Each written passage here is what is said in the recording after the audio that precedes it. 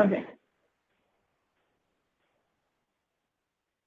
Good evening, everybody. Thank you for joining us tonight for this virtual self-care event in the time of coronavirus with our guest speaker, Dr. Anton Babushkin. We are co-hosted by Henry Ford Health System and employee resource groups eMERGE and WIN. And I want to thank all those who completed our pre-survey in order to help Dr. Babushkin put together tonight's presentation and dialogue. We are going to introduce him formally in a few segments, but before that, we'll do an icebreaker and some introductions. And I want to do a few like housekeeping before we start. So I'm going to introduce myself. My name is Janan Saba. I'm eMERGE board member and a member of WIN, and also I'm the moderator for tonight's event. All lines are muted, but please type in your questions in the Q&A panel. We'll like you to hold off questions until the end, but of course, if we are encouraging like Dr. Babushkin to contribute, we will welcome your contributions in the Q&A panel. Also, I want to encourage you to stay to the end because we are going to announce raffle winners. And yeah, we're excited to have you and thank you for joining us. So now I'd like to turn it over to Farah El-Sis and Latanya Allen Brown. Farah is the current president of our eMERGE group, and Latanya is chair-elect of WIN. So with that, I'll turn it over to you guys. All right, thank you, Janan. This is Latanya. So for those of you who are on the phones and are not able to see the slides here, we are asking you to please log into Solido. So that is going to be www.solido.com. And you are going to enter the event code number 76985. This is where you will be able to locate the information for the icebreakers as well as various poll questions.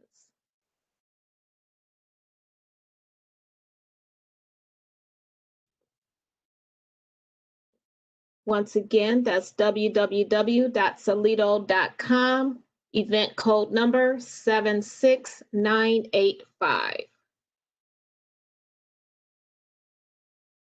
Okay.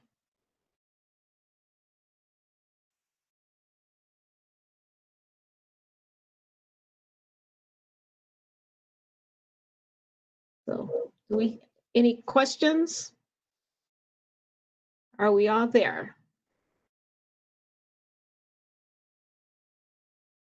All right, so one of the icebreaker questions is what one thing have you learned during this time and during the pandemic?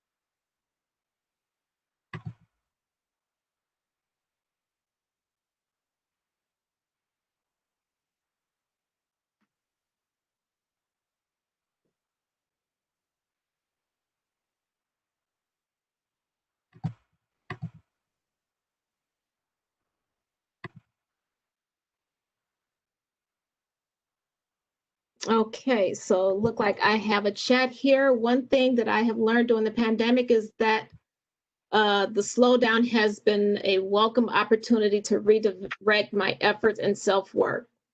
That is so true. Thank you for that. Anyone else?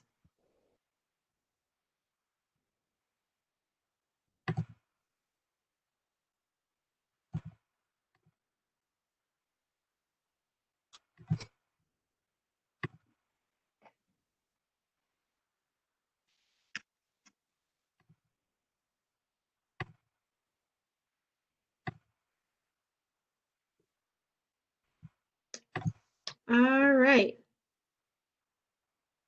So, Farah, I'm gonna turn this over to you. Did you have any polling questions up there? I'm not seeing any. Yeah, so is there an echo? Sorry No, about that. you're good. I was looking for our polling questions. I'm not seeing them.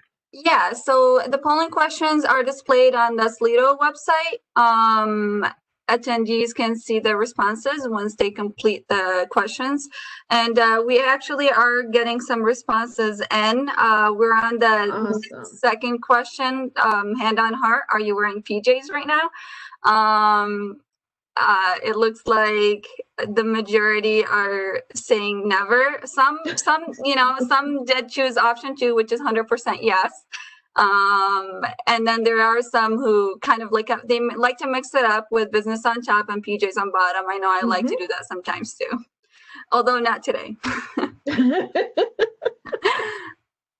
Okay, I'm gonna go ahead and play the next question. In one word, how would you describe the past week or month, or you can say, I mean, feel like all days are kind of blending in together lately, so you can just, whatever you find the word to describe it.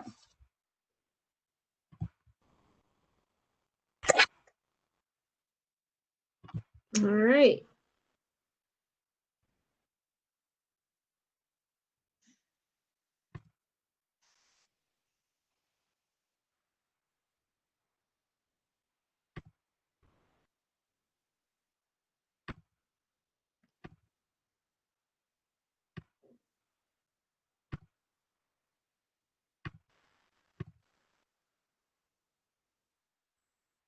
Okay. Oh, did we lose Farah? No, I'm still here. Oh, okay. Your screen blacked out. Oh. Is it good now? There we go. All right, all right, all right. So do we have any more questions or anything else that came in? Yeah, let's look at some of the responses. Unfortunately, I'm having some technical difficulties over here. I can't see them on my end, unfortunately. That's okay. So we have some responses, including lightning. That's good. Inspiring. Identical. Yeah. All right. Awesome. I can definitely relate to that. Tiring, exhausting, challenging, fatter, crazy, surreal, wedding, alone. Yes, we can relate to a lot of those, or most of those comments here that are coming in. Okay. Any responses yet on the superpower hero? If you were a superhero, what power would you have? So, Latanya, there is a couple of questions before we get to that one. So I'm going to go ahead and submit the next one. Okay, great. Thank you. Somebody's asking where are we supposed to be answering these questions? Would you mind reminding the group or the participants, Farah? Thank you. Latanya, would you mind sharing that information again along with the event number? Absolutely. For those of you who missed it, if you go to www.slido, that's SLIDO.com, that's where you'll be able to locate the event, and you will want to use the event code 76985. Once again, that's Slido.com, 76985.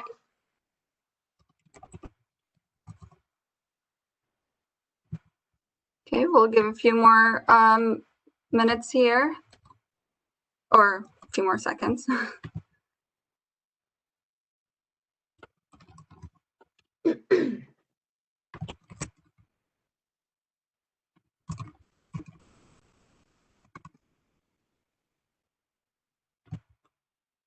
Okay.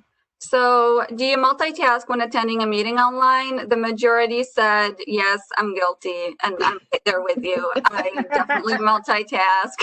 Yeah, I'm sure many of us do. Does that include right now, or is that just a general? Okay, and some people did endorse my mind tends to wander. Yep, that happens sometimes. Mm-hmm. Especially on Fridays when you're just excited for the weekend and you just want the week to be done. Okay, I'm gonna play the next question, and this is your favorite, LaTanya. Which superpower would you like to have?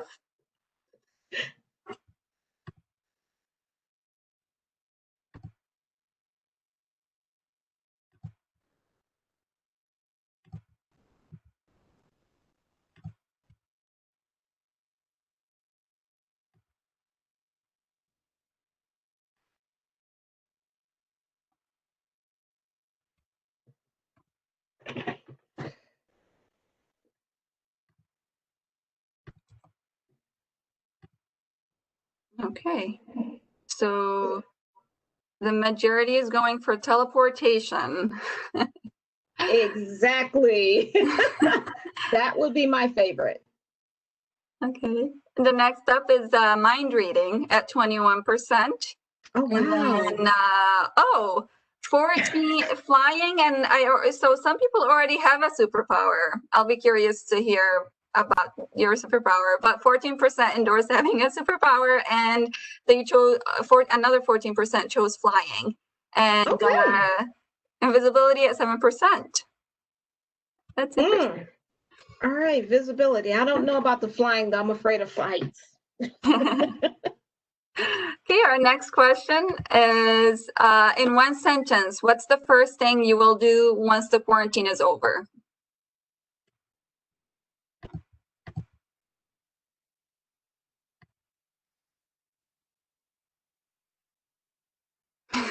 Hug everyone. I love that one. Yes. Nice. We all need hugs after this. Take my mask off in public. Yes. Travel. There are like a bunch of travel internationally, vacation. Yes. Hold my baby niece. Oh, I hope you get to hold your baby niece pretty soon. Too many to mention. Yep. Yeah. That sums it up.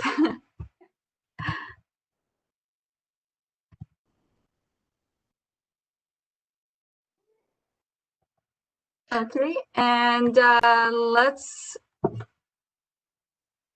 wait a little bit more here. Sarah, we had someone here says that my son says I can read minds. Oh, interesting. So, well, it's a mother. We mothers have that superpower. So I can just about agree with that. Any other responses coming in? Not as of yet. Okay.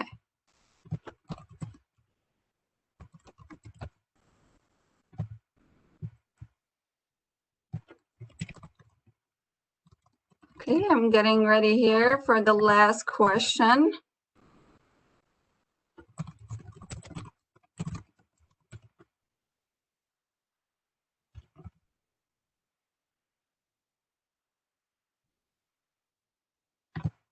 Okay, if you could bring one thing from the office to your home, what would it be?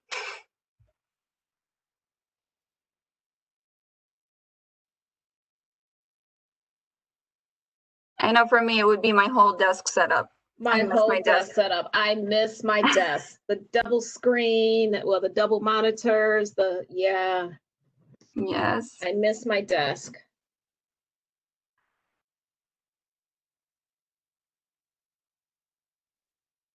Okay, so it looked like we have about 70% say that they would bring their whole desk setup. Yeah. And then this is my chair. Yeah. And 13% said coffee machine. Awesome. Okay. So that was the last question on this poll. I hope you guys enjoyed it. Just something light and little funny to kick off this this event.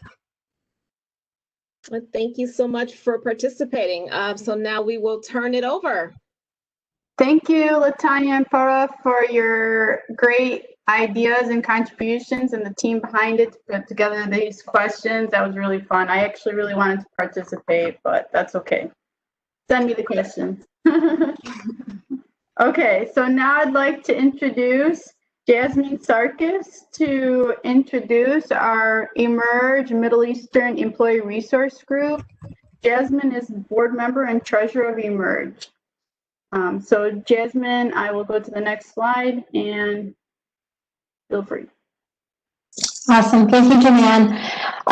Good evening, everyone. We're really happy that you can be here tonight. I think it's going to be a very educational event, so we're all glad that you are here. So I've been with eMERGE for about 2 years now. Our mission statement is to serve, educate, and meet the needs of the diverse Henry Ford Health System employees of Middle Eastern descent and serve the needs of the patients and community at large. So with the 2 years that I've been with eMERGE, we have had 2 very cool events where we've addressed important and evolving issues. Our most recent one was an interdisciplinary panel discussion regarding addiction and substance use disorders in the community. We actually held that at the Arab American Museum in Dearborn, so that was really cool. And then we did have an event prior to that, and it was a Q&A session focused on Easter and Ramadan with a cultural connection to healthcare in the Middle Eastern community. So again, welcome, and we're so glad you can be with us this evening. Thank you so much, Jasmine. That was great. Now I'd like to introduce, go to the next slide. Okay, now I'd like to introduce Donna Brown to provide our introduction for our Women's Improvement Network, ERG. Donna Brown is the board member and WIN newsletter editor. So Donna, welcome. Thank you. Thank you so much. And I'm so happy to be here tonight. This is going to be great. So the Women's Improvement Network is one of our ERGs here at Henry Ford, and it was created to increase organizational performance by enhancing the professional, personal, and family lives of working women and men. We did have a mentor last year that was a man at Henry Ford Health System. So how do we do that? We host professional development workshops and partner with some of our other ERGs like tonight. We do have a mentoring program, and this year we have over 24 pairs, mentor and mentees. We do a quarterly newsletter and send that to all of our members. And then we have also partnered with several community outreach organizations. Most recently, the Methodist Children's Home Society, the Free Bikes for Kids, Sarah's House, the Children's Center, and many others. If you're interested in learning more about WIN, please email us. We would love for you to join us. So thank you so much. Thank you so much, Donna. That was wonderful. Appreciate your guys' contributions. Okay, now we are excited to introduce Dr. Anton Babushkin.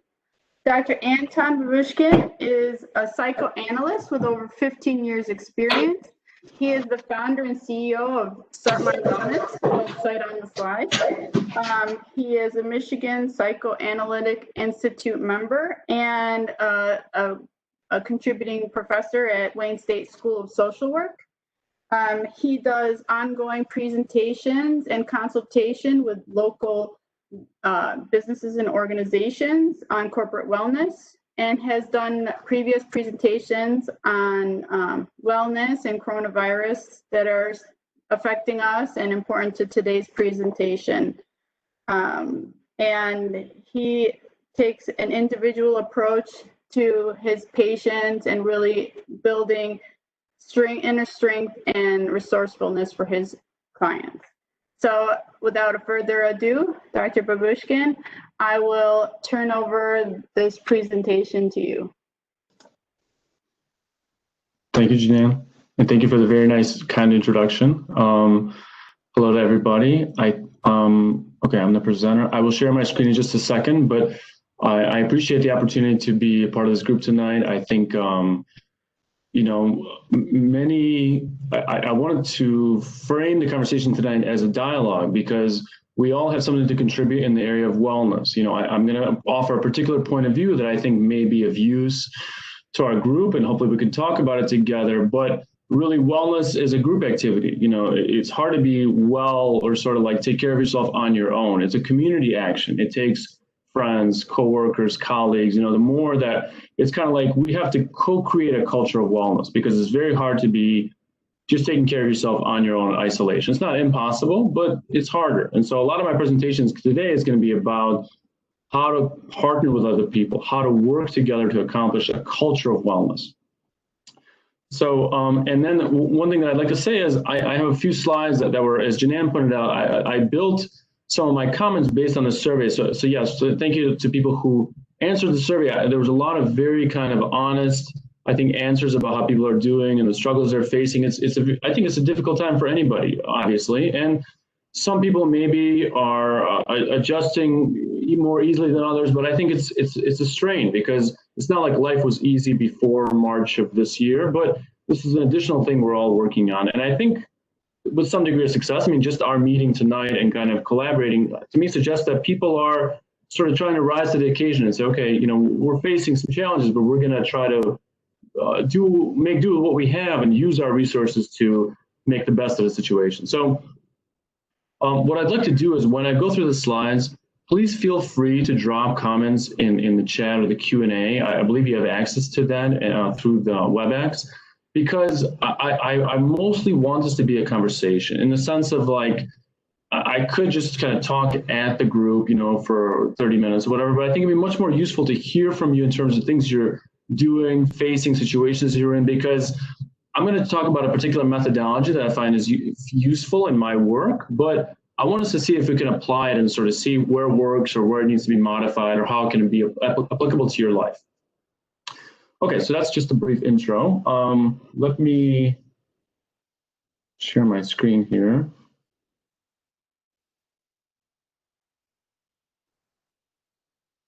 Okay, I believe you can see my screen now. Okay, so basically, as Janine pointed out, yes, I run this organization called StartMyWellness.com. Basically, we're a corporate wellness company. We focus on helping companies or organizations develop and follow through on wellness. That could be emotional wellness, physical wellness.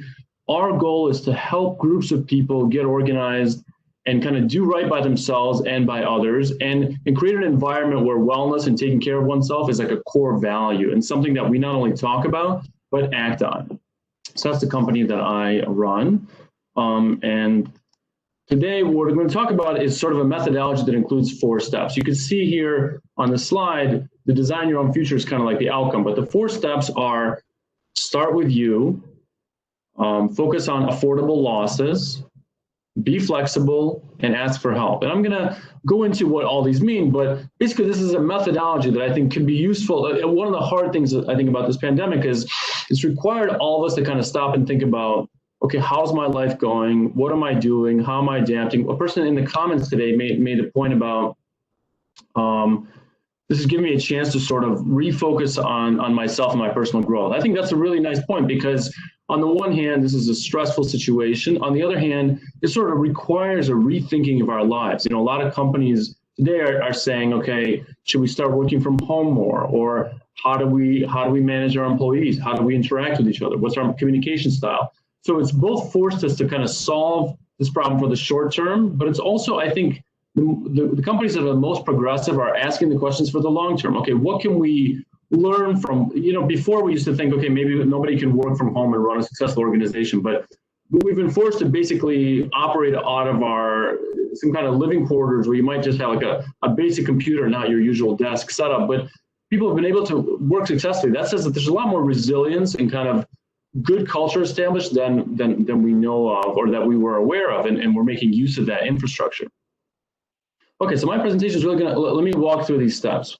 The first one I think is fairly straightforward. Start with you, meaning the way to focus and deal with self-care is to try to do a self-assessment. You have to, I think one of the things that's hard about self-care is it's often talked about as like a behavior.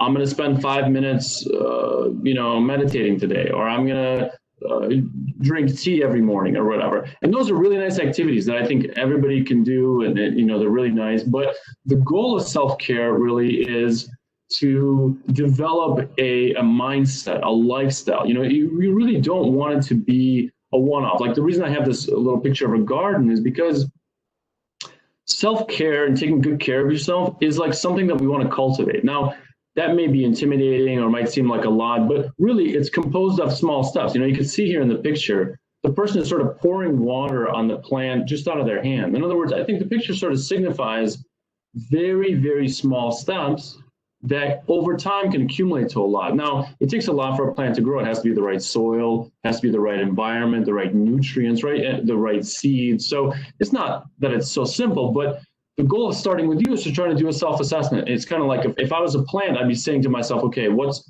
my environment? What's the soil like? What nutrients do I need? I want to check in with myself about where am I? What's working, what isn't? And start from there. And what resources do I have at my disposal? That could be resources like my education, my knowledge, my colleagues, things like that. So I start with you. Affordable losses. Now, I think this is it's kind of just a fancy way of saying you want to try small things and see what works. Like, probably most of you have heard, sometimes there'll be like a book about, how to save for retirement. Well, step one, don't buy coffee every morning. Set that money aside in your piggy bank. And I think that's kind of funny in the sense that $1 or $2 coffee is probably not going to help you save for retirement.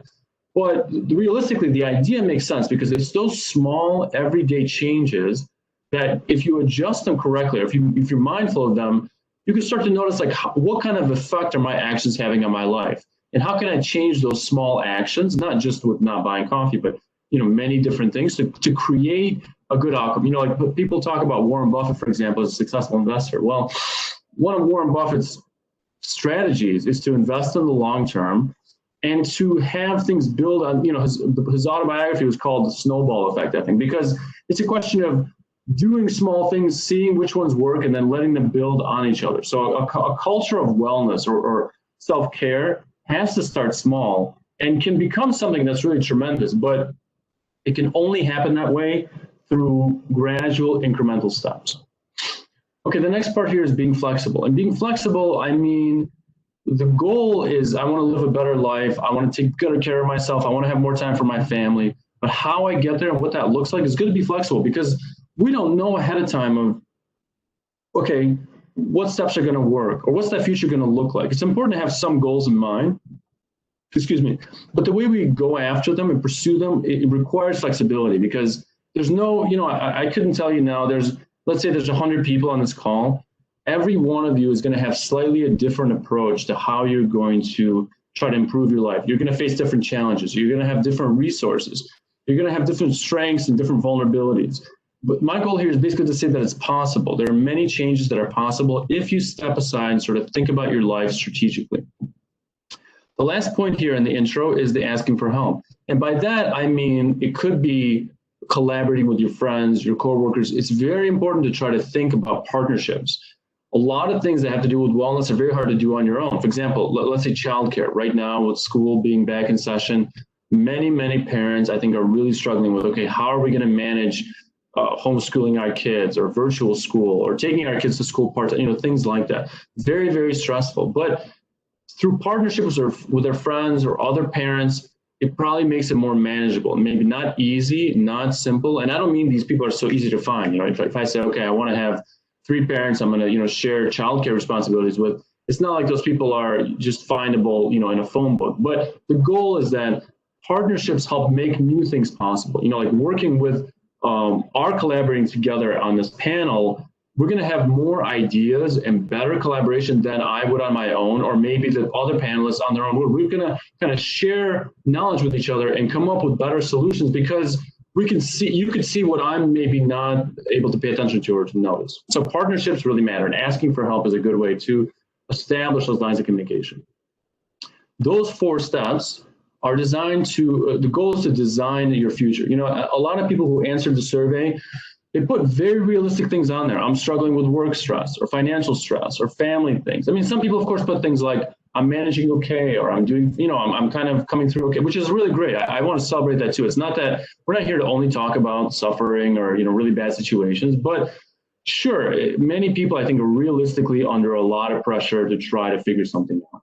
But the goal for me what I want to say is that the best way to practice self-care is to try to think about, what's my life strategy? How am I going about my life now? What's working for me now? What isn't? And how can I begin to redesign that strategy? Now, that might be hard to do on your own. I don't mean you have to kind of take out a pen and paper and say, okay, well, because that may not be your strength in terms of redesigning that strategy. So again, that's where the issue of collaboration comes in. But the overall idea is to try to have a picture in mind of, what kind of life do I want to be living? What's the lifestyle I'm trying to achieve? And how can I gradually start to take steps? You want to have a long-term view. So I'm going to go over some specific things that people mentioned in the questionnaire, but and I can't see the Q&A because I'm sharing my screen. So Jan, if you notice, if people are making along the way, whether right now, if people have any questions about any of my introductory comments, anything I've said, please let me know. Yeah. Yeah, go ahead. Yeah, I so far I haven't seen anything. Oh, well. There's one question. Yes. Yeah, there's one question. If someone's never done one, where would someone find a structure of how to do a self-assessment? Oh, a very good question. Okay, so self-assessment basically means, try to just think about it this way. You don't need a question. You don't need like a a lot of times companies these days focus on these kind of like created assessments, like the DISC assessment, things like that, something very structured, but you really don't need anything like that. What I would encourage you to do is take out a piece of paper on your computer and think about several important areas of your life. For most of us, that probably would include our health, like how am I doing, how am I doing physically? Am I in okay health? Am I taking care of myself? Am I eating the right foods? Part 1. Part 2, most of us care about relationships or people in our lives. That could be family, coworkers, anybody else. Most people need to work to earn a living. So finances, is another area. Entertainment, fun, things that we do for joy or pleasure. And also like aspirations, things that maybe we want to achieve or we hope for. I would just say take those 5 areas. You could add or subtract. That's like, let's say that's just my list right now. But take those 5, add or subtract, and then say, okay, just let me list those categories and say, okay, starting with me, how am I doing? What's my day-to-day life like? On a given week, how do I feel like, am I feeling okay? Am I feeling burned out? And you want to get specific, because it's easy to say, for example, oh, it's Friday and I'm really tired and it's been a long week. But the most important question is, why am I tired? Am I tired because the week was very productive, but I had a lot to do? Am I tired because I'm overwhelmed at work and I need more help? Am I tired because my kids need a lot of help and I don't know how to manage this homeschooling? It could be all the above. The most important question is to try to be specific about what's going on in my life now, pros and cons. It doesn't have to be an exhaustive list, just kind of get started. Part of the reason my company is called StartMyWellness is because I think getting started can be intimidating. But try not to, it's kind of like, a lot of times gyms will try to sell you on fancy equipment. They'll say, oh, if you buy the Peloton, you're going to be in shape. Just spend like $5,000 and or whatever. I don't mean to put down Peloton, it's a nice company, but the idea is if you buy the equipment, then you'll be fit. But realistically, all you really need to be fit is just your body, your own body weight. If you do like sit-ups or push-ups, whatever, jumping jacks, you really only need your body to stay fit. Now, people may not always know how to do it or whatever, but you don't need any fancy survey to do a self-assessment. Just try to think about what matters to me. What do I care about? What do I like? What do I love? What am I struggling with? Write those things down to begin thinking about your life. The important thing here is to do a check-in of like, to spend that time. Like I was talking to a friend recently who has 2 young kids. They're doing homeschooling. And I was talking through this presentation with him a little bit and saying like, hey, Dave, does this make sense? He said, you know, it does. One of the hardest things for my wife and I was to acknowledge, hey, we actually have to make a change. Like we didn't want to accept that things are kind of tough right now. We were hoping things would kind of just resolve themselves. We've come to the conclusion that it isn't, at least for the time being. And so I think this self-assessment is the same thing. It's kind of like saying, I'm actually going to take a few seconds or a few minutes to say, hey, how is my life going in the things that matter to me? So I hope that, and again, this is an ongoing conversation, but I think that's the goal here is not to make it overly complex, but just kind of do a pen and paper or, you know, on your computer, like a quick analysis of your life. And then you could start from there and kind of dive further into it. It's like when you go to ancestry.com, you know, you start with just your own family, then you add this, you add that, you know, you could always add to that assessment, but I think that's a reasonable starting point. So I hope that answers the question. And again, I really appreciate that comment because that's the kind of conversation I think we could, that's the most fruitful way for us to interact is because I want this to really be applicable for your life and make sense to you. My goal is for you to walk away with something you can tangibly do in your own home or at work or wherever you are today. You know what I mean? Try to not look for the perfect solution or, you know, the right assessment. Just try to do something DIY because that's a good enough starting point. That can inform you on next steps you can take. So hopefully that answers, at least begins to answer the question. So the 4 things that kind of came out of the survey to me were, and I'll just run through these slides and then I'll come back to them. The first one was, how do I balance work and family? I think that's important for almost any adult in America right now. The second was financial and job stress. You know, again, also something I think a lot of us are facing. Also, another one was staying organized and kind of managing the workday, as well as making sure we don't forget our long-term goals. And the last one I put here is time for having fun, meaning like, how do I make time? If I'm a busy parent or I'm a busy employee or whatever I'm doing, how do I make time for also enjoyment? Because that's just a natural thing people want. We all want some type of enjoyment in our lives. Okay, so I'm going to go back to the start here and basically say, first of all, there's no simple answer to how to balance work and family. And the reason I want to say that is because it's a hard thing to do. And my goal here is not to say, hey, just go home and you know, make sure you set an alarm clock at 4:55 p.m. And when that alarm clock goes off, you turn off your computer and you know, you focus on your family. And then at 8 p.m., you put your kids to bed and then you focus on yourself. You know what I mean? I guess that's like a reasonable timeline, but it all depends on your situation and where you are. So that it's much easier to say than to do. So my preference would be to say, okay, if I'm talking about balancing work and family, let me follow this checklist. Start with me, for example. Where do I work? What are my strengths and what are my resources? You know, do I have any flexibility in my workday? Do I have any childcare resource? Some companies right now are really focused on trying to help employees be flexible and say, okay, we all know that for people who have kids, childcare is really stressful at the moment. What can we do? Now, that doesn't mean your employer always has money or resources to kind of throw at the problem, but employers, I think, are understanding, and even in my own company, we have about almost 20 people in my group. We're not a company with a ton of money to throw at the problem, but we're saying, okay, if somebody has kids, let's plan together. What's that going to look like? What can we help with? What other resources does the parent have access to? The goal is to start with yourself and say, okay, what problems am I facing? What resources do I have, and what can I do? You know what I mean? Like my sister. She has 2 kids. She's in a fortunate position where she and some other parents got together and they found a person who was like a retired teacher who's going to help the kids during the school day, like do their virtual school. So the teacher's going to be there kind of making sure the kids are staying on track. Okay, I know that's not always findable or not everybody has access to that, but the idea is basically like, okay, how can we kind of pool our knowledge base together and do something that will help the entire group and make my day manageable.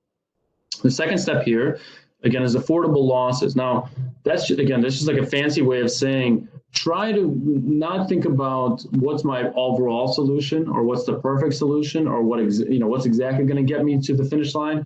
Try to think about, do I have any options at all? Now that I've checked in with myself with what's troubling me or what am I stressed out about, do I have any room for growth? Is there any option to kind of shift or try anything? And that trial should be hopefully small enough to where even if it goes wrong, you're not going to get so discouraged. You know what I mean? I wouldn't say, okay, most of us can't afford to quit our jobs and say, I'm just going to focus on, helping my kid get through school. I think that would be maybe great if it was an option, but we usually can't do that. So that might mean, shifting my work schedule to try to make it more manageable. But it's about trying different strategies and see which one might be workable. Again, being flexible.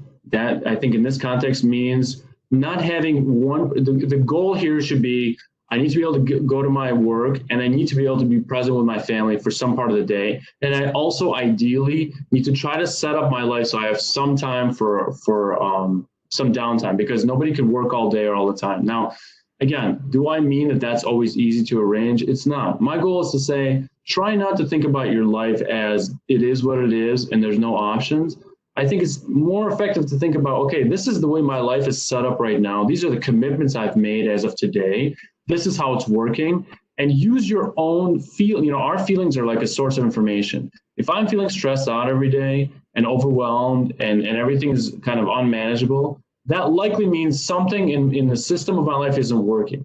Now, I may not know exactly what to do or what the solution is, but I should at least pay attention to that feeling and say, okay, something about my day feels really off because I'm always like running around. Now, that could be either I have a hard time managing stress, or maybe I need help, or I need to recruit some assistance, but pay attention to like those feelings, because that's going to give you some source of information. Okay, what's going on here? And then you can start to think, what can I do about it? Asking for help. Again, I don't mean that it's so easy to go, asking for help is not like going to the grocery store and saying, okay, here's some ramen noodles I can pick up off the shelf and that's going to perfectly solve my situation. But it does mean looking in your life and your network and saying, okay, what problem am I facing? How can I solve it? Because it's kind of like using Zoom, right? I think a year ago, probably most people would say, Zoom, what are you talking about? I mean, some of us maybe used it for work, but it wasn't something that we were used to doing. Now, people do, they hang out with their friends, they do work stuff. It's kind of like a part of everyday life. But we all had to kind of find, like this WebEx, thing that we're doing right now. We had to find a way to kind of custom fit some kind of solution. But that only came out of reflecting on what's working, what isn't, and how can I solve this particular issue. The key point here is to make sure to check in with yourself and think about, okay, how is my day going and what is giving me stress and how can I consider some options about it? So this is part one. Now, again, if people have questions, what I'm hoping that we might do is somebody might say, hey, this sounds all well and good, but this is a situation I'm facing. I'm not sure that's really going to work for me. If you have those kind of questions, please feel free to raise them, because we want to have a conversation about it. Now, you might say, oh, yeah, I've tried that and it really worked for me as well. I mean, I welcome those comments too, but the goal here is to try to think together about, you always want to be able to step back and sort of problem solve the situation in a creative kind of way. So I hope that message comes across. Okay, now the second topic here is financial and job stress. Again, I saw in a lot of comments that people wrote in the survey that it's very, people are struggling because work is stressful. People are working from home, and so it's a different setup. There's not the same kind of rules. When you go into the workplace and you have sort of a structure, you come in at a certain time, you leave at a certain time, there's kind of like lunch breaks. It helps you to manage your day because you have set expectations.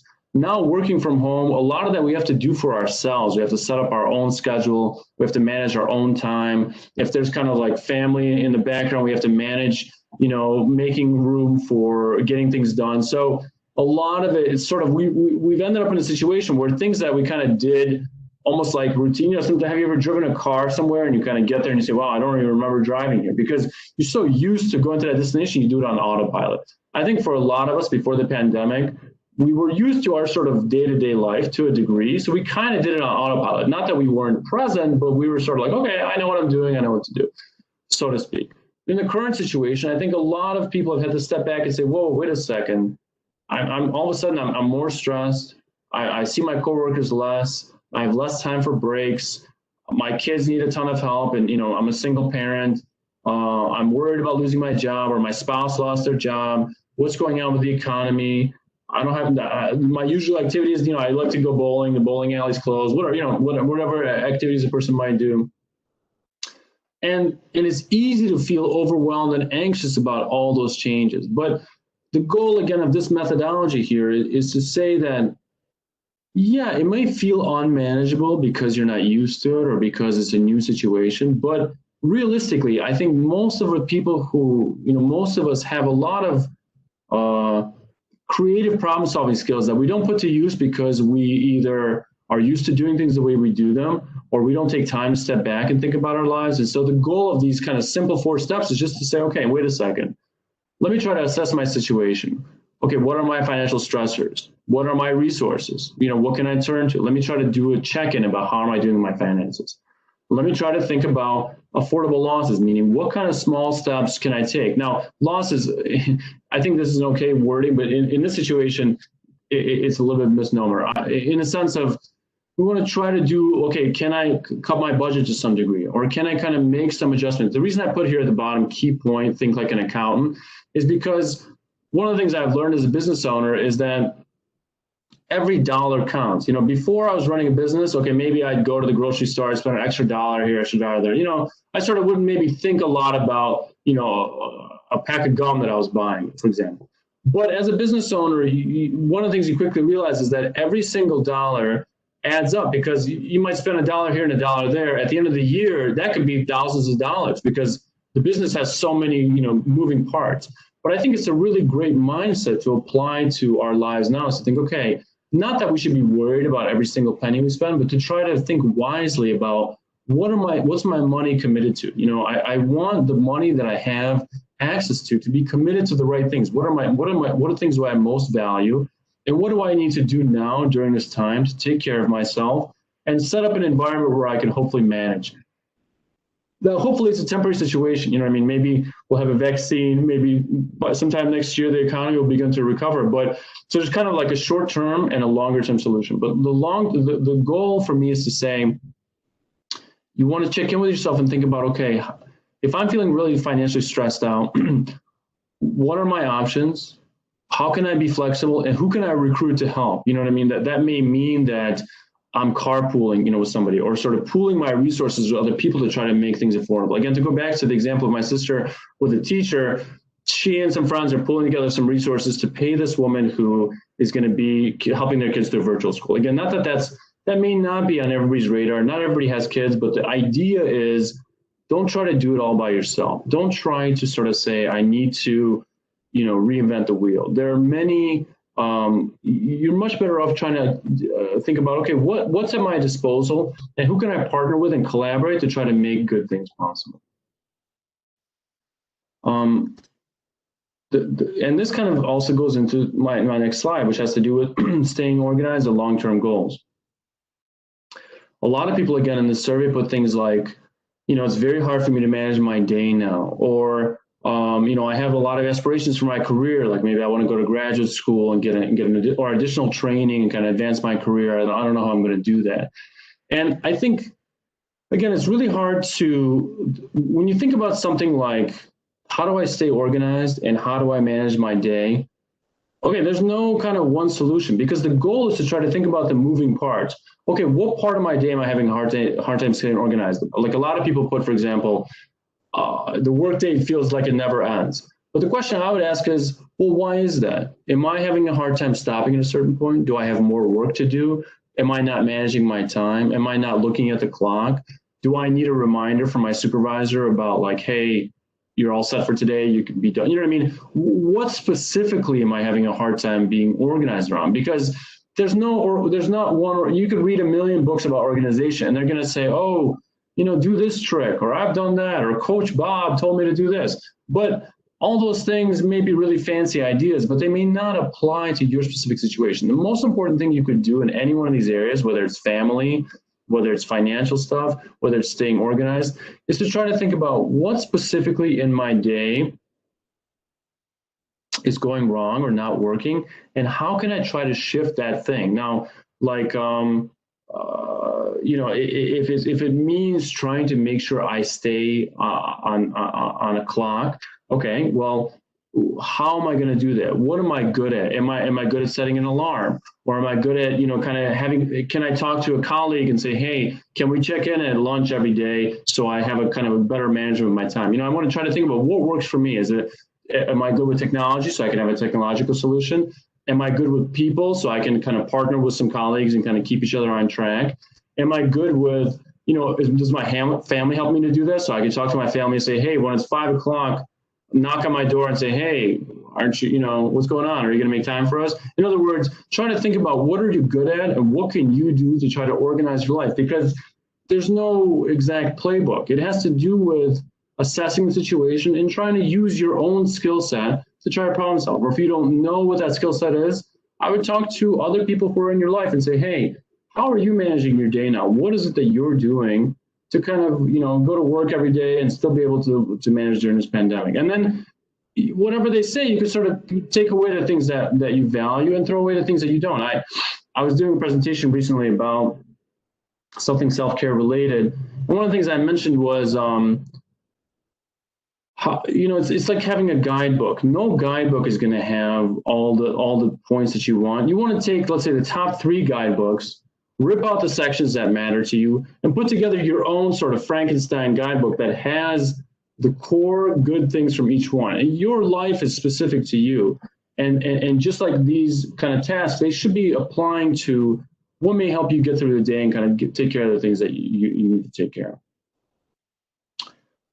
of. And again, I think that if people have a particular situation or something that you're thinking about as I'm talking, please feel free to add it in the chat, because I think you'll gain, this presentation will have more value for you. We can walk through it together. In other words, you can even do it anonymously. We don't have to announce who the person is if you don't want to. But I think by applying these steps together, you'll begin to see how this methodology could really work for anybody, because it's a very kind of straightforward ideas of ways that you can kind of problem solve your day. So Dr. Babushkin, we do have a question.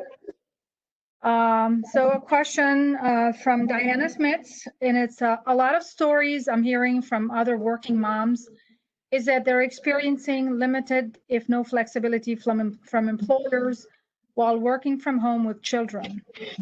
What are your thoughts on this factor in decision-making around managing this area of stress?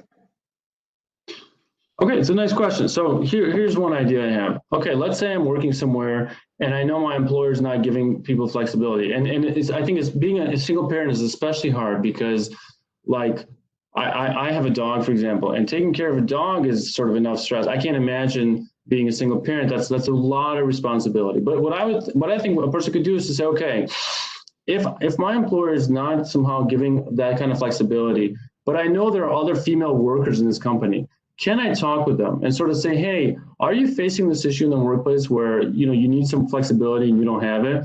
And they might say, yeah, I actually am. Okay, can I talk to a few of those people and then kind of get a pool of opinion and then approach the employer and say, Miss Employer, there's a group of us that's facing this issue. And we're not asking for a free lunch or, just kind of like time off that maybe the company can't afford. But there are like at least 10 of us here that have this issue. Is it possible to give us some flexibility or work on a strategy that'll make it? I'm pretty sure an employer is not going to say no to a group of people who are all valuable contributors to the workplace, but are all struggling with the same issue. So that goes to the asking for help feature, because you want to try to think about your resources. As a single person, it may be hard to kind of have a voice or advocate. You can advocate for yourself, but that's easily ignored. But I would say, okay, if I'm facing this issue, it's very likely that there are other, now a person could say, maybe there's only men here in the workplace and I'm the only female. Well, I'm sure those men, for example, may have a spouse at home who's also facing you could do a survey of your sort of colleagues and say, okay, I think like a bunch of us are in the same situation. I have a little document that we put together that says, hey, we're actually dealing with this stuff, and can we and the employer work together to come up with some kind of strategy? I think that may be a very effective approach because you have the evidence. You're not just kind of coming out and saying, hey, Mr. or Miss Employer, I'm struggling. You're saying, hey, I've taken the time to kind of assess the situation, see that I'm not the only one facing this problem. I've even maybe problem solved some potential solutions. And now I'm coming to you to have a conversation about it. I'm saying, hey, can we can we put our minds together and think of what might be doable so that I can take care of my kids and still do my main goal is to do really well while I'm at work. But the best way I'll be able to do that is when I know my kid is in a good place, with a caregiver or, somebody there. I think that message would resonate very strongly with most employers because they're not going to be able to say no to that kind of evidence. But it's collecting that evidence is kind of thinking that and using your resources that I think will give you a leg up. Otherwise, you would look sort of unprepared and kind of like, oh, the employer can say, okay, I'll come back to it. But I think the way that we're talking about it now would be harder for them to ignore. They're more likely to respond. I think it's really, I appreciate the question. Any other comments? And I know we're going to have really my sort of formal presentation. With a few more minutes, we're going to have a formal Q&A, but feel free to kind of jump in with any other observations. We have one other comment, and that comment is, I agree, Reed being on autopilot pre-pandemic. Now I feel like I have a checklist that I have to complete daily because now I have more time and I am more aware that I need to be focusing on all areas of my life versus being on autopilot before. Okay, that's a great point. And I think one of the things that that may help you is to try to say, okay, can I take this methodology moving forward? You know what I mean? This sort of like moment in time that we're in now, like one of the people mentioned in the chat at the very beginning, one of the things you want to do is to try to take advantage of this moment and say, what kind of strategies can I learn now about managing my time, taking care of myself, that I can really continue to implement? Because I think the hope would be that once we're back to normal, whatever that looks like, I could still take that checklist and say, okay, I thought that really worked for me. It really helped to have some items off the day. So I made sure to spend some time with my family. I made sure to take a walk outside, whatever. You know what I mean? I made sure to do those activities. And that really helped me to kind of be present and aware. And I would hope that you could take that methodology forward and continue to apply it to your life, because I'm guessing you yourself can see the benefit of it. You know what I mean? You're doing it because it's working for you. You can see that it's a productive thing.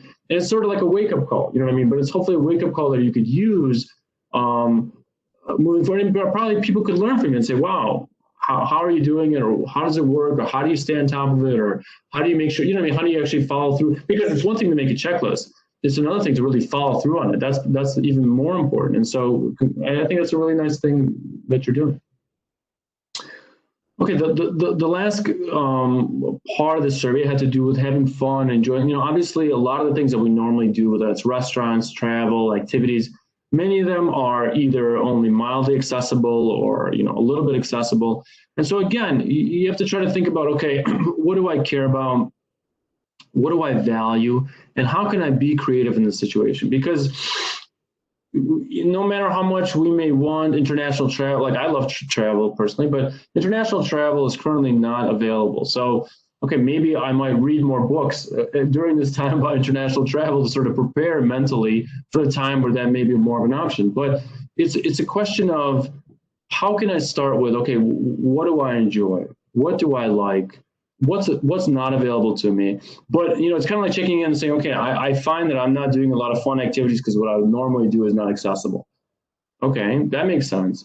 And that probably means that for the time being, I have to try to make little adjustments and sort of try new ways of enjoying my life, because one, the old way is not coming back for the time being.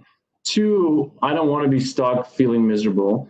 And three, I may find that there are other options that I have never explored before that could be useful. And again, I want to partner with other people and say, hey, okay, if you usually work out and now the gyms, well, I guess the gyms are sort of semi-open right now, but if the gyms are closed, what is it that you do? Can I get together a group of my friends and kind of do a workout class together? It could be outside, or it could be, I guess, keeping a distance from each other. The goal is to try to not be sort of so bogged down with what wasn't working, but more try out something, try to think creatively about how you could still accommodate the situation.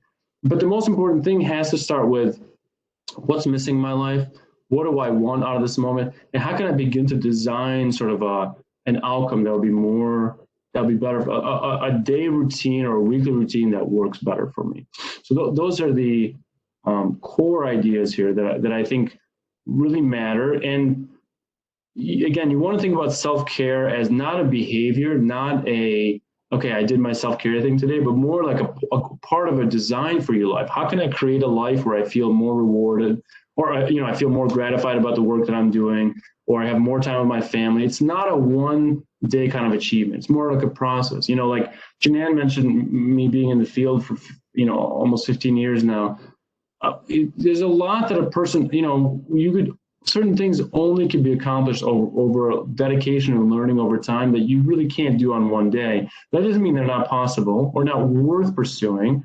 They do matter and they can have a good outcome, but you have to try to think incrementally. How can I begin to take steps together?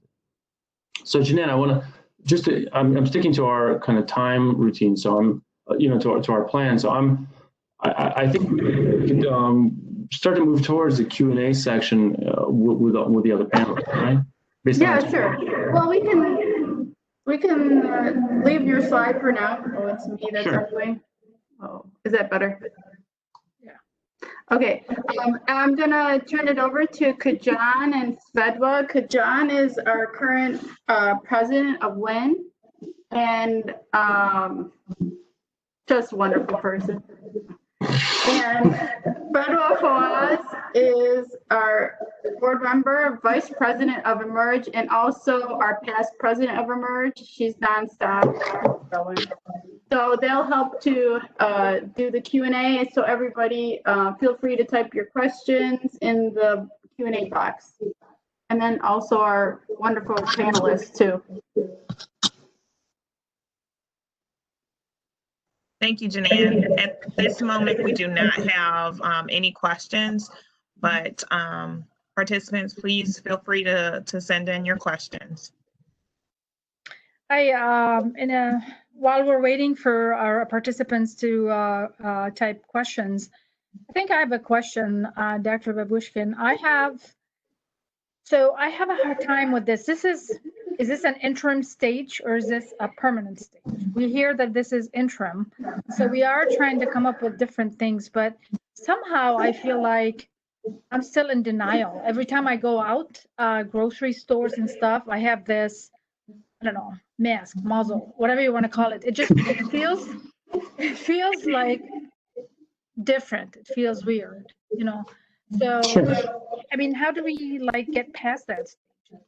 I think you're right in the sense that it is different and it is weird. I don't think there's any denying that. But I think in my view, every kind of moment of your life, so to speak, it requires some kind of assessment. It's like when you wake up in the morning and you think, okay, what's the weather like? I want to dress appropriately for whether it's cold, hot, snowy. You know what I mean? You sort of you adjust to the situation. And hopefully that adjustment, we have the seasons are somewhat predictable. So you can kind of plan for, right now it's getting cold outside. It's sort of early, but you can kind of know what's coming.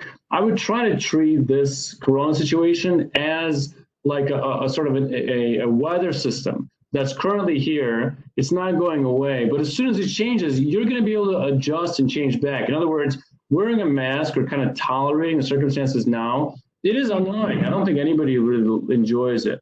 But you do it as a way to, if you go to the North Pole, you're not going to say, oh, it's cold, but I refuse to wear a jacket because, you know what, I don't like the cold. Well, if you're in the North Pole, you're going to be wearing warm clothes. Right now, because the virus is here and it's not going away, at least for the moment, I would try to treat it as I'm not doing this because I love it or because, this is what I was hoping for. I'm doing it because this is the most realistic adjustment I can make. I'm putting on the mask as a part of my outfit to deal with the external circumstances. But I know that when the weather changes, I'm going to adjust again and say, okay, well, now that the virus has passed, I'm going to kind of change back and do the things that I was normally doing. You know what I mean? So it is a weird situation, but if you think about your life, I'm sure you've had to make many adjustments along the way. I changed jobs, or I changed roles, or, I'm a parent, or now I got to adapt to, there's a leak in the roof. We always, as people, have to adapt to the situation as an organism to try to kind of function at our best.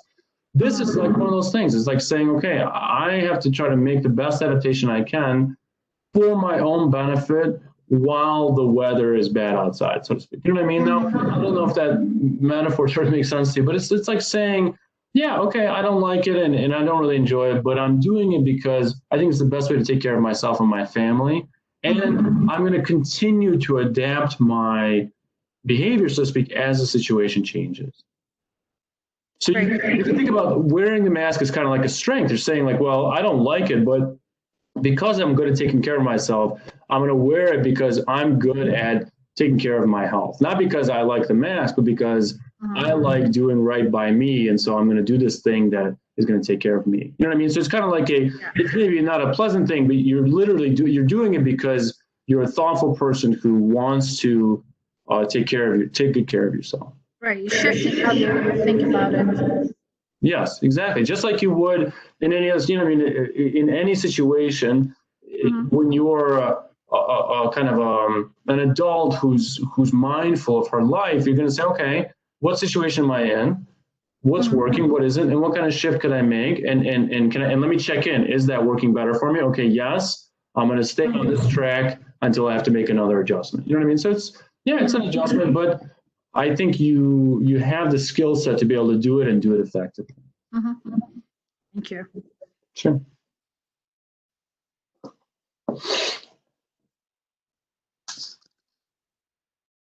Any other questions from the group? Okay, John. Got it. Thank you. Okay.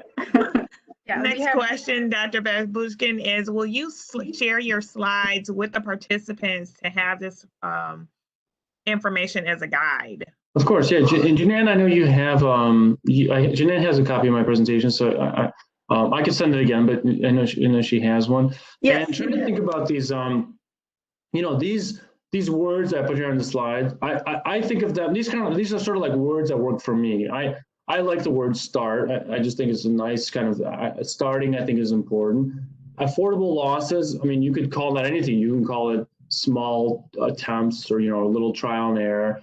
You know, these are just words that I prefer because they kind of come from like words I use every day.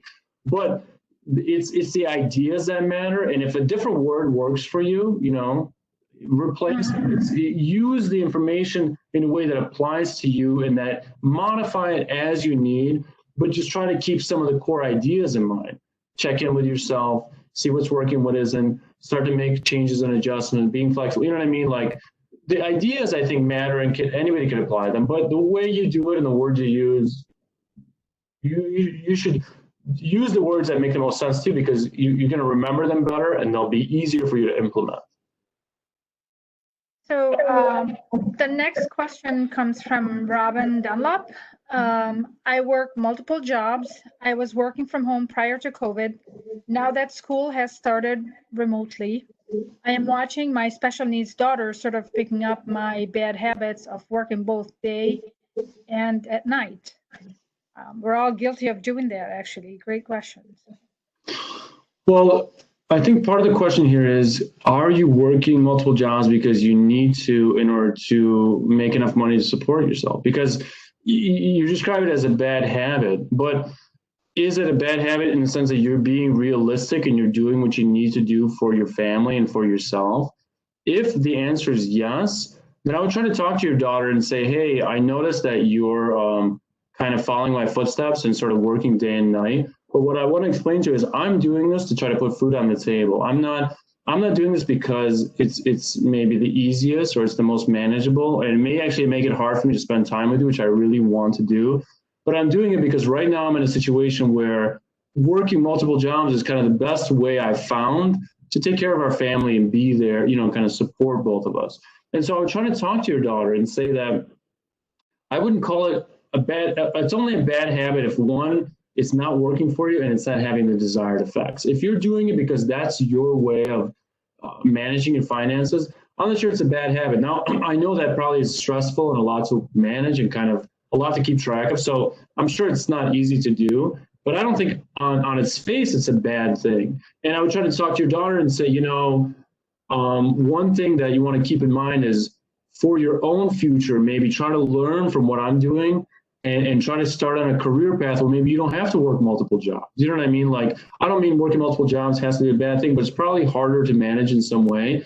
So your daughter can really learn from you, and she can learn from your approach and say, you know, mom is doing, or dad, I'm sorry, I'm not sure, I know the gender, is doing the most that they can to really take care of our family. And they're kind of being smart actually about, hey, this job isn't paying me enough, so I need to kind of be flexible and do a lot of different stuff and use different skills. But one of the things that the parent is probably communicating is to say, you want to try to learn from my example, sort of be smart and say, try to set up a situation for your own future where you don't have to maybe juggle so many things, and you could have, let's say, one, main job that you do. So I don't think it has to be a bad habit or a bad thing. It depends on what it does for you and how you communicate that to your daughter. So I hope that answers, I hope I understood the question correctly. Okay, next question is, in taking care of ourselves, how do we start building a new normal? Example, when you see people in other countries wearing masks as if there was nothing on their face. Oh, like they're so used to wearing the mask? I believe so.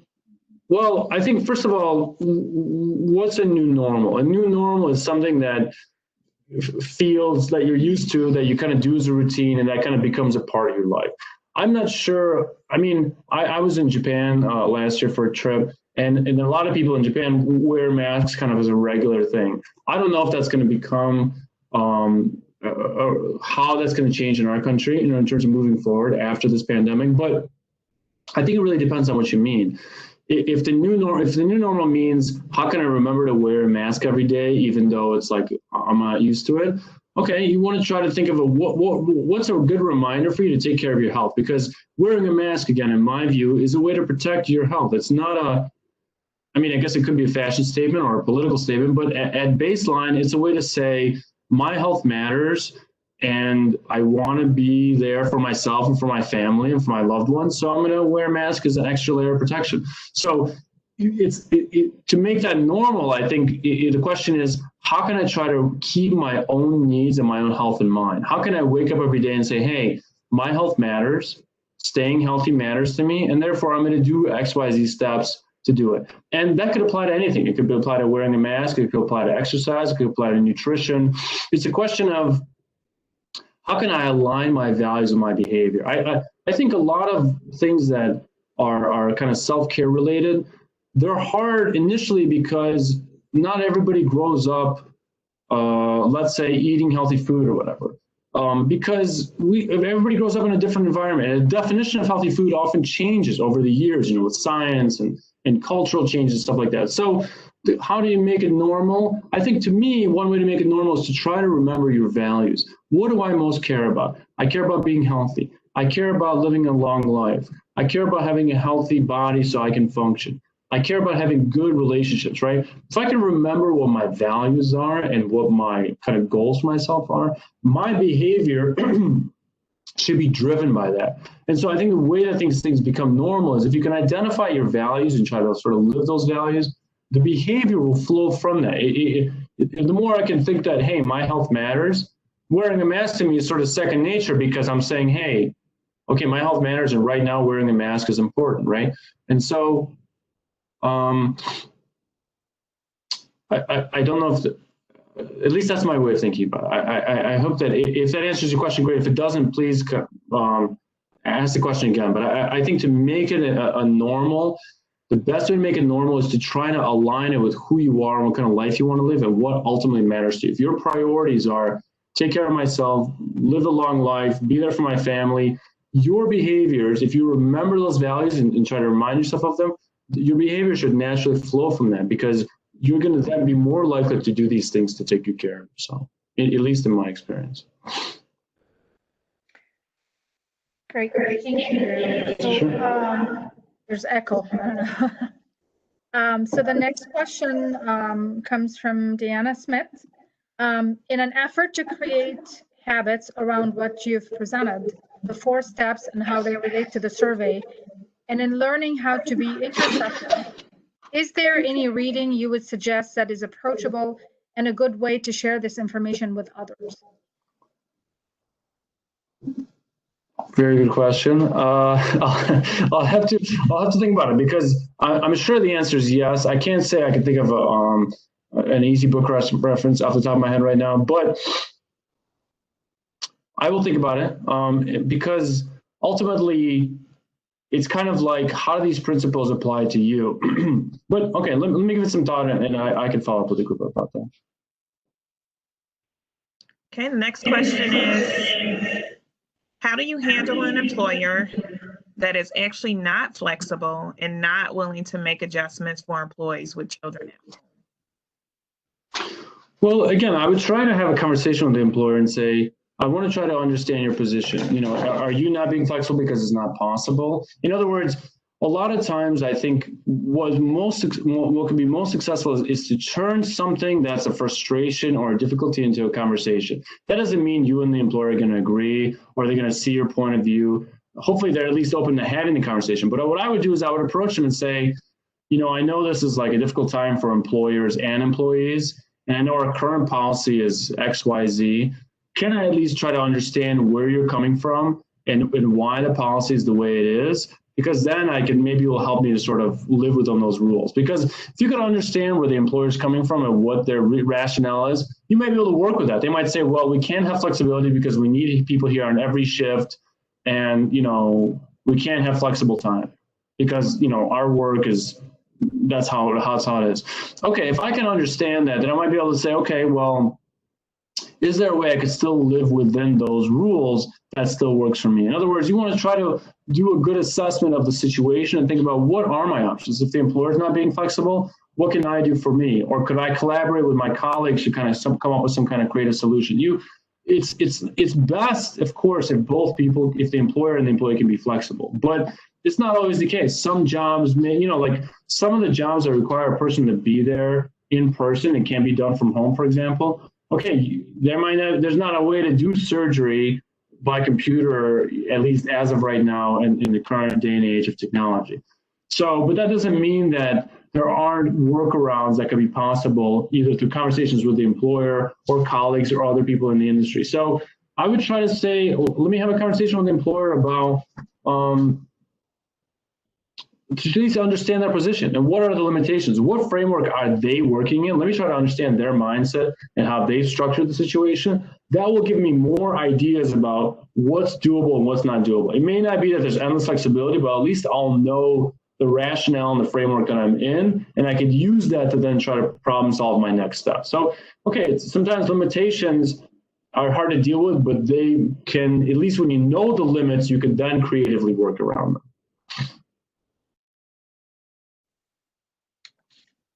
Okay, so our next question comes, I think I'm saying the name, Elizabeth Kaplicki.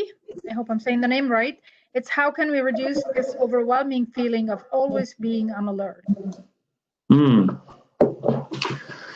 Yeah, that's a good question. And it's a good question because I think there's a lot of uncertainty. I think that, you know, this sort of situation is moving and is changing. And I think it's trying to assess the risk in any given situation, because you want to try to think about, am I on alert because in general, I'm kind of anxious about things and I'm sort of extra worried, or, which is one possibility, am I on alert because there are actual dangers? You know, everything in life is kind of like, everything we do has some degree of risk, high risk, low risk, medium risk. And so you want to try to think about, okay, if I'm on alert all the time, is that because I'm always, you know, if I'm in let's say I'm working in a hospital ward with patients who are confirmed COVID-19 symptoms, and I'm there every day, and I'm short on protective equipment, and there's not a lot of people rotating in the job. There's poor air circulation, and I have to work 24-hour shifts, and I have elderly parents that live with me, and they're very high risk. You know, I'm trying to think of like worst case scenario, so to speak. Okay, if I'm in that situation, I'm on high alert because the environment calls for me to be on high alert. My being on high alert is, quote, appropriate to that situation. I should be on high alert because that's very high risk and I need to be extra mindful and kind of try to work around that problem. If I'm on high alert because I don't know how this virus is transmitted, so to speak, and I'm worried about, you know, walking around in the park, personally, I think according to my knowledge base, if you're outside and keeping your distance from people, you're more or less safe. Not safe as in 100% safe, because there's no such thing, but it's much less risk. So you want to try to do a check-in about what's the reason that I'm on alert? Am I on alert because things scare me? or because I don't know how to keep myself safe, or because I'm in a more dangerous situation, or because I'm afraid of infecting others. You know what I mean? The more you can understand about why and when you're in these alert states, the more you can actually adjust it. Because if you're walking across the train tracks and there's a train coming at you and you're on high alert, that's a great time to be on high alert because the train is coming, you want to get out of the way. But if you're sitting around, you know, in your backyard and you're by yourself and you're thinking, oh my gosh, I'm gonna get this virus right now, more likely it has to do with some kind of anxiousness that you feel that may not be tied to the literal danger, but some kind of other danger that you're feeling within yourself. And you want to try to think about, well, what is that danger that I'm afraid of? What is that thing? And can I get some help figuring that out? Whether it's from a friend, it could be from a therapist, but you know, the goal is to try to do that kind of good assessment about when and why and what can I do about it. Okay, last question. I feel like the pandemic has made me a bit selfish because I have to keep up with the self-care to keep from having a panic attack. What can I do to not feel like I'm being selfish by taking so much time for myself? Well, first of all, I think selfishness has a bad name in our culture. There are times where it's very good to be selfish. You know what I mean? It's just like that sort of often used example. If you're on the airplane and the masks come down, you want to put on your own mask, right? I mean, I don't know if any of us, fortunately, hopefully have never been in those situations really, but the idea is it's a good time to be selfish because if you're not in a good state, you can't help somebody else. But if you feel like you're spending a lot of time taking care of yourself, I would try to think, okay, first of all, I'm doing it for a good reason because maybe I need to take good care of myself. And secondly, there are many ways to be thoughtful about people that, again, you can be flexible about. You can send them a message and say, hey, I haven't been that available lately. But partially that's because I'm really kind of isolating right now because I think that's my way of staying safe. I mean, and I'm sorry, and I'd love to be in touch with you, and maybe we could, FaceTime or something. But I'm hoping I'm going to see you more after the pandemic is over. But I would try to do more communication. If you're normally helping or around other people more and you're doing it less, I would try to talk to them and let them know and have conversations with them and say, hey, I'm thinking a lot about, I'm trying to do a lot to take care of myself. But part of that is because I want to be around for the long term so that when the pandemic has died down, we can spend time together. You know what I mean? Often when we're doing selfish things, some of them are, quote, truly selfish. Some of them have other people in mind. You know what I mean? If I'm working hard at my job to earn more money, that may be partially because I'm trying to improve my quality of life, but it's also likely that I may be able to have more time for my family or contribute more to charity. You know what I mean? There are often selfishness, I think, is kind of, unfortunately, there's different kinds of selfishness. And some types of selfishness are actually a way of being thoughtful that include, I'm sure if you're keeping your distance from people, you're also considering their needs. So I would try to think about sort of what's my definition of what's selfish, and is it all negative selfishness? You know, if your selfishness means I never think of others, I cough on everybody I see, I drive through red lights because I don't care about, okay, that would be a reckless kind of self. I'm sure you don't mean that, but try to think about like, what's the type of selfishness that I'm engaging in? Is it helping me? And if I find it affects other people, can I talk to them and sort of just give them an understanding of where I'm coming from and help to reassure them that I still think about them. I'm just not available during this particular time because I really need to take good care of them. Very good. That's all our questions for tonight. All right. 10 for 10. That was awesome. 10 for, wait, what did you say? I mean, like we took care of all the questions. So. Oh, okay. Well, there was one comment that was made by Madrine. I hope I'm saying the name right. And Madrine was really upset about how people don't wear masks and just like walk around or don't wear them correctly. That's really frustrating. I think there's a lot of, it's a tough situation because sometimes these people are not really approachable. But you're right. I think, unfortunately, in some of these moments, the best you could do is just to try to take care of yourself and either get yourself out of that situation or, don't be close to them. I think it's a really tough place because people treat this issue as sort of like optional or, it's like, every perspective somehow is equally valid. Like if I think wearing a mask is stupid, then it is. Personally, scientifically, I can't imagine that's true, but okay, I mean, sometimes we have to deal with individual differences and have to say, okay, if you're not going to wear a mask, so to speak, I'm not going to be around you. And if it's somebody who's in your life or a family member or a friend, I would say to them, look, I care about you and you're important to me. I know we disagree, but if you're going to do that, unfortunately, I just won't be around you. And it's nothing personal, but I have to do that for myself and for my family. But it is hard. It's frustrating. I know, I wish we had more time. I feel like we could entertain more questions. And Dr. Babushkin, thank you so much I'm going to switch over to the presentation. I want to make sure the slideshows. Hold on. There we go. That's your website. If anybody needs to go to it and reach you and your team. Thank you. And yes, thank you. And thank you to Kajan and Fedwa for leading the Q&A. That was great. I know you guys had to deal with the chat box and the Q&A, and now you're gonna teach us all. So now I'm gonna introduce our other team members or colleagues, Roeda Kazan, who is an event co-chair of eMERGE to help announce one of the raffle winners, and Jackie Link from Wynn, who is the secretary. What did we decide on the raffle? Yeah, so I can go first. So like on behalf of eMERGE, we randomly selected from the list of attendees. And on behalf of eMERGE, the winner of a $15 Amazon e-gift card is Diana Smits.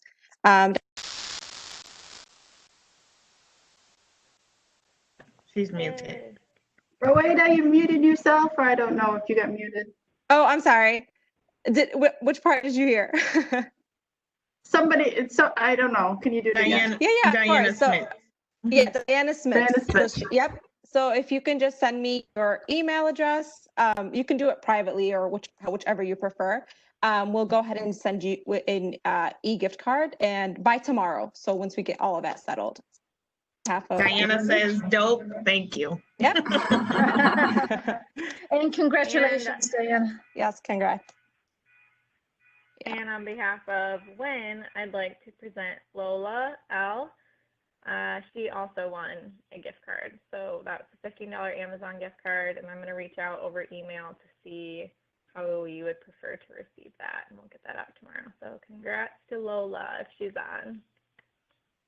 Congrats, Lola.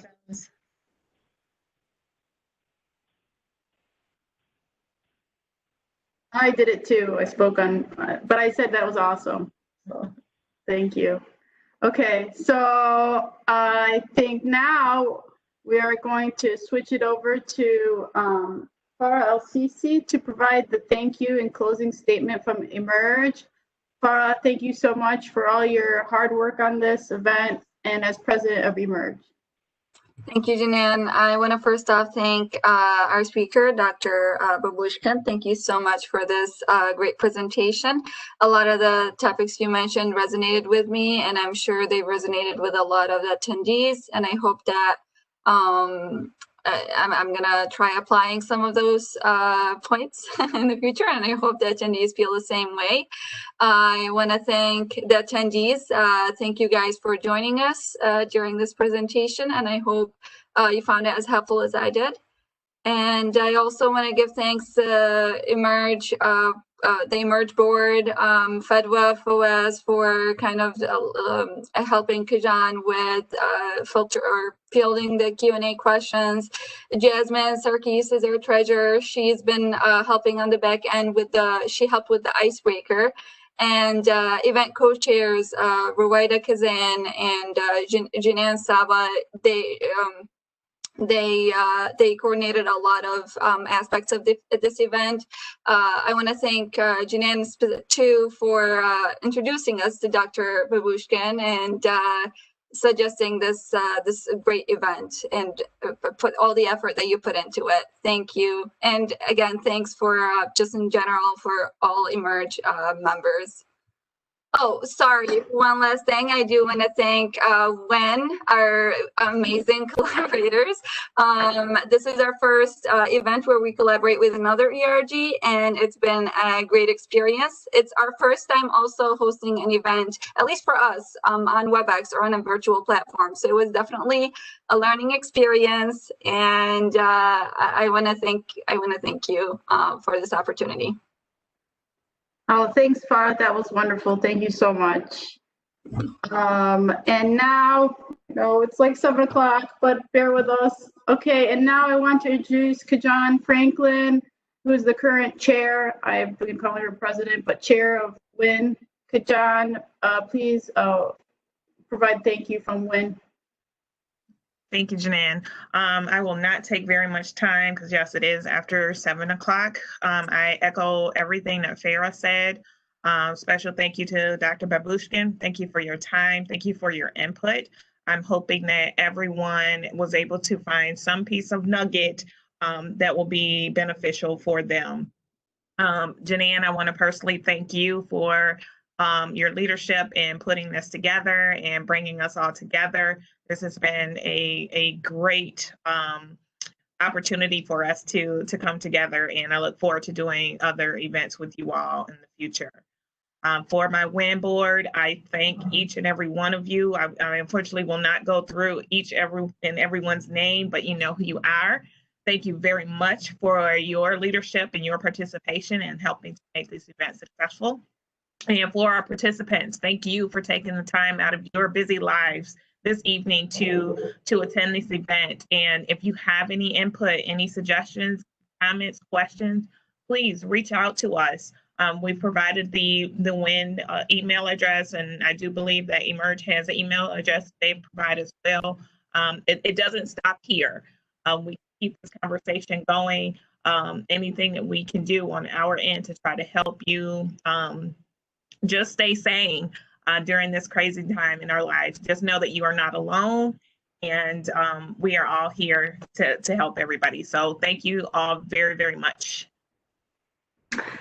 Wonderful. This has been so great. Thank you so much. Thank you to the people that that messaged me directly that I didn't get to, but I know I acknowledge you guys' contributions. I think, like Dr. Babushkin said, this has been a great partnership.